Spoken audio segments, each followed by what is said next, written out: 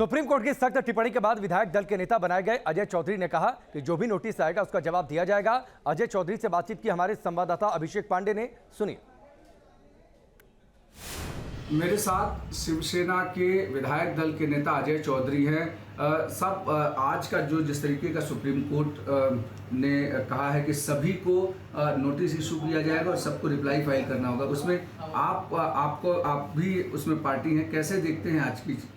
जब उनकी नोटिस मिलेगी तो ज़रूर रिप्लाई फाइल करेंगे, क्योंकि वो कानूनन कार्रवाई है और हम जिम्मेदार लोग हैं, कानून के मुताबिक चलने वाले लोग हैं। कानूनन जो भी आएगी नोटिस उसका रिप्लाई जरूर फाइल करेंगे। सर, लेकिन जिस तरीके से आप लोगों की तरफ से कहा गया कि कहीं ना कहीं सरकार को अस्थिर करने की कोशिश है और इसके लिए ये सारी चीज़ें कही जा रही हैं। शिंदे ग्रुप की तरफ से कहा जा रहा है कि हमारे पास नंबर्स ज़्यादा हैं और उस नंबर्स के आधार पर हम आगे बढ़ रहे हैं। इन दोनों चीज़ों को कैसे देखते हैं? मुझे लगता है आपको पता है, नंबर ज़्यादा है कम है वो दिखाने की जो प्रथा परंपरा है, वो तो आपके पास बहुमत है या नहीं है ये तो फ्लोर पे सिद्ध होगा ना। कल मैं बोलूँ कि मेरे पास 165 MLA का समर्थन है, क्या करके मेरे को अच्छी बनाएगी? ऐसा नहीं होता है ना, वो तो फ्लोर पे बताया जाता है कि बाबा कितने विधायक किसी के पास है, उसी के बाद में निर्णय होता है। मैं क्या कहता हूँ उसमें कोई तथ्य नहीं है, अर्थ नहीं है। वहाँ पर ये भी कहा गया कि महाराष्ट्र के भीतर जो विधायक गुवाहाटी में बैठे हैं उनकी प्रॉपर्टी सेफ नहीं है, उनका परिवार सेफ नहीं है, उन सब के ऊपर कहीं ना कहीं सेफ्टी का सवाल उठता है, जिसको लेकर कोर्ट ने प्रोटेक्शन की बात कही है। इसको कैसे देखते हैं?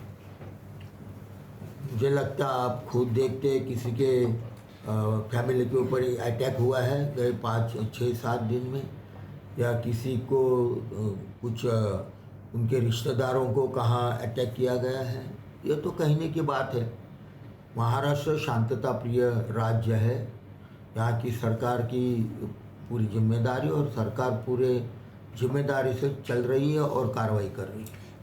एक सवाल और सर कि जिस तरीके से वहाँ बैठे विधायकों में से दीपक केसरकर ने एक पत्र रिलीज किया और कहा हिंदुत्व को बचाने के लिए और हम लोग शिवसेना को बचाने के लिए एक साथ आए हैं और हमारी लड़ाई कोर्ट तक पहुँच चुकी है, इसको कैसे देखते हैं? मैं अब शिवसेना से लगभग 48-50 साल से जुड़ा हुआ हूँ। शिवसेना का हिंदुत्व क्या है, बाला साहब का हिंदुत्व क्या है, शिवसेना ने हिंदुत्व के लिए। और चलिए, इस वक्त दो सहयोगी हमारे साथ जुड़ चुके हैं। सुप्रीम कोर्ट से अवनीश चौधरी जुड़ चुके हैं और साथ ही मुंबई में मातोश्री के बाहर मौजूद है विकास श्रीवास्तव। सबसे पहले अवनीश, आपके पास आता हूं। आज एपीसेंटर सुप्रीम कोर्ट में जो सुनवाई चल रही थी वहीं पर पूरा मामला केंद्रित रहा। क्या कुछ हुआ सुप्रीम कोर्ट में और टिप्पणी कितनी गंभीर उद्धव गुट के लिए?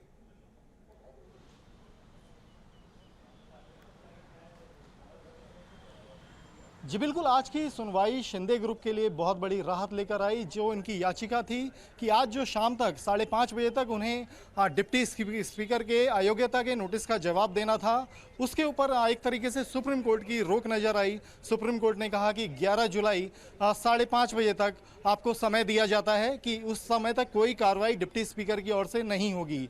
आज जब ये सुनवाई करीब 2 घंटे चली तो इसकी शुरुआत इसी बात से होती है कि डिप्टी स्पीकर के खिलाफ जो 2/3 शिंदे ग्रुप की ओर से जो 2/3 बहुमत से जो अविश्वास प्रस्ताव लाया गया था, उन्हें हटाने की जो प्रक्रिया शुरू की गई थी, जो उन्हें ईमेल के जरिए लेटर दिया गया था, उसकी वैलिडिटी क्या है वो वेरीफाई है नहीं है। इस बीच बड़ी खबर आ रही है और बड़ी खबर महाराष्ट्र की सियासत से जुड़ी हुई, और बड़ी खबर यह कि बागी विधायक फ्लोर टेस्ट की मांग कर सकते हैं। राज्यपाल से फ्लोर टेस्ट की मांग कर सकते हैं, इस वक्त की बड़ी खबर है। पहले ही बागी विधायकों को सुप्रीम कोर्ट से राहत मिल गई है और अब उनका अगला कदम यह हो सकता है कि वो राज्यपाल से मांग करें कि फ्लोर टेस्ट कराया जाए। मौजूदा सरकार अल्पमत में है। विकास श्रीवास्तव हमारे साथ जुड़ चुके हैं, सीधे उनका रुख करते हैं। विकास, ये बड़ी खबर है, पहले ही बागी विधायकों को राहत मिली है सुप्रीम कोर्ट से और अब उनका अगला कदम ये कि वो राज्यपाल से कहेंगे ये सरकार तो अल्पमत में है, एमबीएस से हम समर्थन वापस ले रहे हैं, फ्लोर टेस्ट कराइए। बिल्कुल, देखिए बहुत बड़ी खबर है। अब जो बागी विधायक हैं वो राज्यपाल से मिल सकते हैं, ऐसा हमारे सूत्र बता रहे हैं।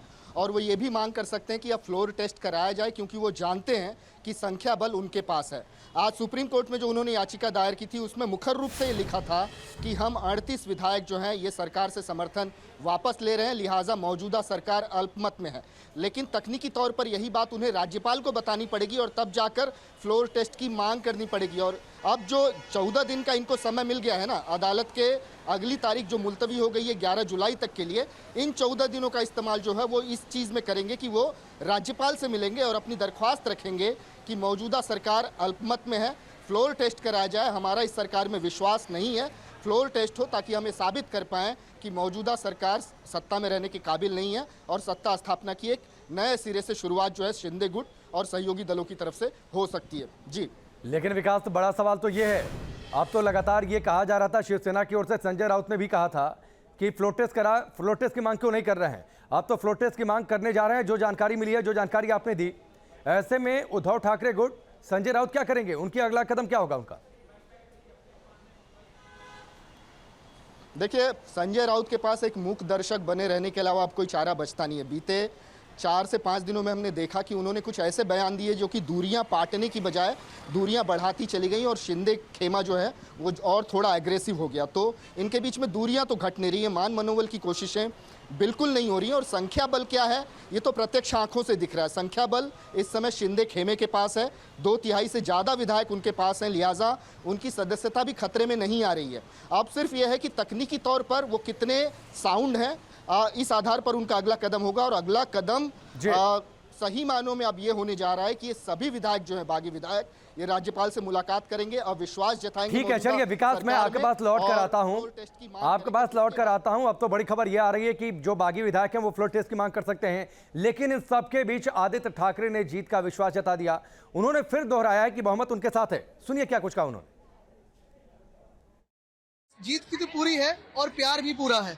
जो दगेबाजी करते हैं वो कभी जीतते नहीं है, जो भाग के जाते हैं वो कभी जीतते नहीं है। फ्लोर टेस्ट से मुझे सबसे बड़ी टेस्ट यही है, अगर जो भी बागी है, जो भाग के गए हैं, जो खुद को रिबेलियन कह रहे हैं, रिबेलियन करना होता तो यहाँ हिम्मत से करते, राजीनामा देते, रिजाइन करते और सामने चुनाव के लिए खड़े रहते। मेरी बात पूरी होगी। दूसरी फ्लोर टेस्ट यही होगी कि मेरे सामने बैठे आंखों में आंखें डाल के बोले कि हमने क्या गलत किया।